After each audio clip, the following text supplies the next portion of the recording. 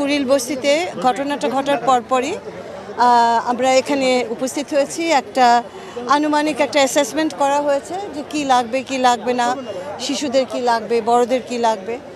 আর দেখতেই পাচ্ছ যে আমরা যত দ্রুত সম্ভব আমরা মুভ করেছি এবং আমাদের এই কাজের সাথে আমাদের পার্টনাররা ইউনিসেফ আছে, ওয়ার্ল্ড ফুড প্রোগ্রাম আছে এবং যারা আমাদের সাথে আমাদের মন্ত্রণালয়ের সাথে দীর্ঘদিন ধরে কাজ করে তারাও এগিয়ে এসছে। আমাদের যা প্রয়োজন আমাদের অর্থায়ন এখানে যুক্ত আছে, তাদের সেবা এখানে যুক্ত আছে।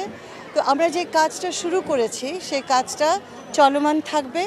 আমরা নজর রাখছি বাচ্চাদের, শিশুদের ওপরে, মাদের ওপরে এবং স্কুল গোয়িং বাচ্চারা যাতে স্কুলে যেতে কষ্ট না হয় সেদিকেও খেয়াল রাখছে আমার অফিসাররা এবং তাদের বিশেষ প্রয়োজনটাও আমরা জাতীয় সমাজ কল্যাণ পরিষদ থেকেও তাদেরকে আর্থিক সহায়তা করা হবে, সেই লিস্ট আমরা করছি। তোমরা জানো যে আমরা দুস্থ মানুষের পাশে সমাজ কল্যাণ মন্ত্রণালয় থাকে, আমাদের একটা জাতীয় পরিষদের একটা অনুদান আছে। তো এদেরকে 2000টা পরিবারকে আমরা ইনশাল্লাহ সেই অনুদানটিকেও দেব। আর বড় রকমের যে সাহায্যটা লাগবে ঘরগুলোকে নির্মাণ করা, সেটা আমার মন্ত্রণালয় করতে পারবে না, কিন্তু আমি জানি অন্য সকল মন্ত্রণালয়ে তৎপর আছে। দুর্যোগ মন্ত্রণালয় তৎপর আছে, ধর্ম মন্ত্রণালয় তৎপর আছে, মসজিদের ব্যাপার আছে। তো আমার মনে হয় আমাদের সবার